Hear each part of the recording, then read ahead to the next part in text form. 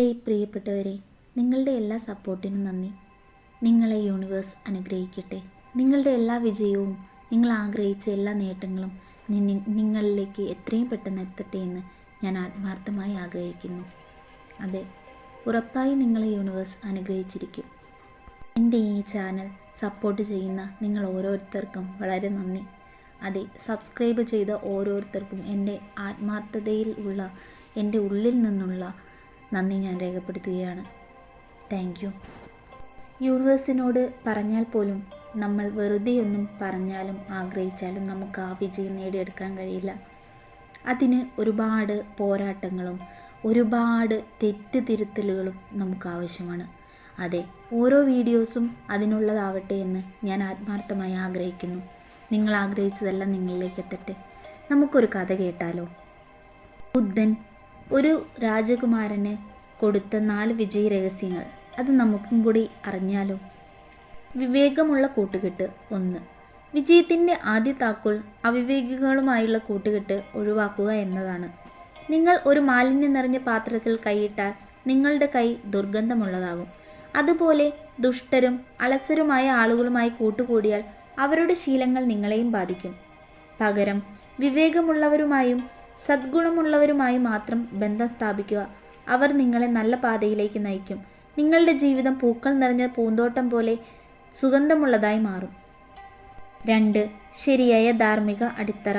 നിങ്ങൾ എന്ത് നേട്ടമുണ്ടാക്കിയാലും അത് ശരിയായ ധാർമ്മിക അടിത്തറയിൽ കെട്ടിപ്പടുക്കണം.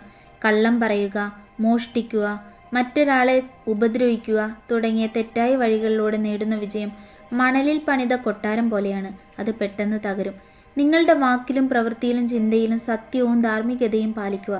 എങ്കിൽ മാത്രമേ നിങ്ങളുടെ വിജയം ഉറച്ച പാറ പോലെ എന്നും നിലനിൽക്കുകയുള്ളൂ. അല്ലെങ്കിൽ അത് എത്രയും പെട്ടെന്ന് ഇളകി വീഴാൻ വളരെ സാധ്യത കൂടുതലാണ്. 3. നിരന്തരമായ പഠനവും നവീകരണവും. രാജകുമാര, അറിവാണ് നിങ്ങളുടെ യഥാർത്ഥ ആയുധം. നിങ്ങൾ സമൂഹത്തിന് പ്രയോജനകരമായ തൊഴിലുകളിൽ വൈദഗ്ധ്യം നേടുക. കൂടാതെ നല്ല ചിന്തകളെക്കുറിച്ചും ജീവിത സത്യസന്ധതയെക്കുറിച്ചും ധർമ്മം നിരന്തരം പഠിക്കുക. ജ്ഞാനം നേടുന്നതിലൂടെ നിങ്ങൾക്ക് ഏത് പ്രതിസന്ധിയെയും മറികടക്കാൻ കഴിയും. അറിവില്ലാത്ത സമ്പന്നൻ കാഴ്ചയില്ലാത്തവന് തുല്യമാണ്. 4. ലളിത ജീവിതവും സംതൃപ്തിയും. ഏറ്റവും പ്രധാനപ്പെട്ട വിജയം ഇതാണ്. നിങ്ങൾ ലളിതമായ ജീവിതം നയിക്കുക. ഉള്ളതുകൊണ്ട് സംതൃപ്തനായിരിക്കുക. കൂടാതെ മറ്റുള്ളവർ നിങ്ങൾക്കായി ചെയ്ത സഹായങ്ങൾക്ക് എപ്പോഴും നന്ദിയുള്ളവനായിരിക്കുക.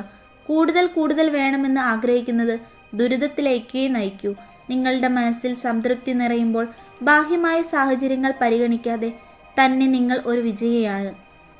ബുദ്ധൻ പറഞ്ഞു, രാജകുമാര, ഈ 4 കാര്യങ്ങൾ ജീവിതത്തിൽ പാലിക്കുന്നവൻ അവൻ്റെ രാജ്യം എത്ര ചെറുതാണെങ്കിലും ലോകത്തിൽ ഏറ്റവും വലിയ വിജയിയും സമാധാനമുള്ളവനായിരിക്കും.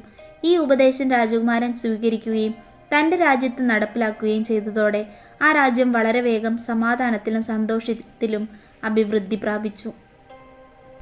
അതേ കൂട്ടുകാരെ, ഈ 4 കാര്യങ്ങളും നമ്മുടെ ജീവിതത്തിലും പ്രാവർത്തികമാക്കാവുന്നതാണ്. അങ്ങനെ നമുക്കും വിജയത്തിലേക്കും നമ്മുടെ സന്തോഷകരമായ ജീവിതത്തിലേക്കും സമാധാനത്തിലേക്കും നമുക്കും കടക്കാൻ കഴിയും. ഇതേപോലെ വിവേകമുള്ള ബുദ്ധൻ പറഞ്ഞുകൊടുത്ത മറ്റൊരു കഥ കേട്ടാലോ? നമ്മുടെ അനാവശ്യമായ പേടി, ഭയം. ഇതാണ് ഈ കഥയുടെ അടിസ്ഥാനം.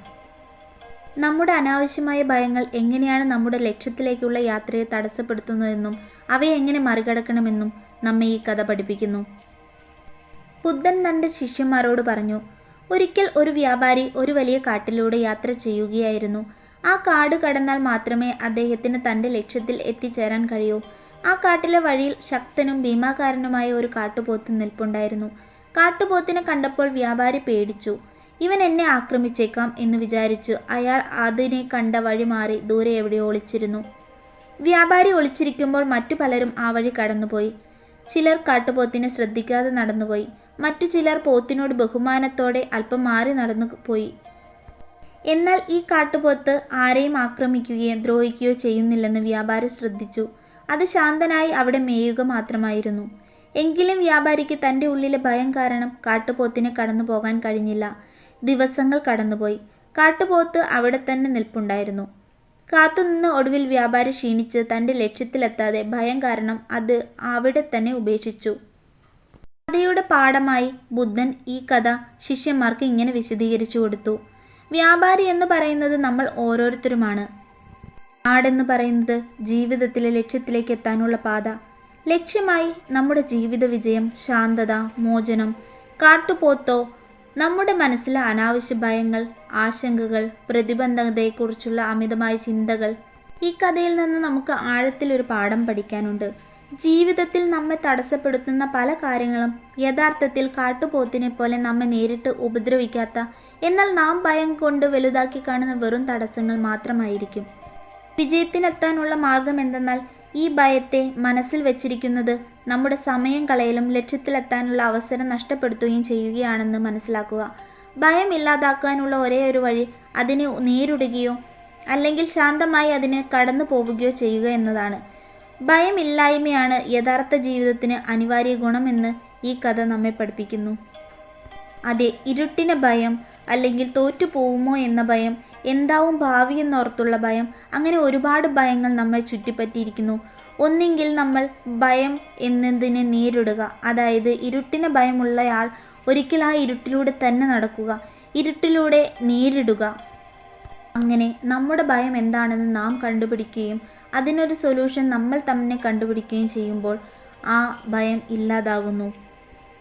ഭയം മാറ്റി നാം നമ്മുടെ ലക്ഷ്യം നേടുക തന്നെ ചെയ്യും. ജീവിതത്തിൽ നമ്മൾ വിജയിക്കുക തന്നെ ചെയ്യും. Thank you the universe.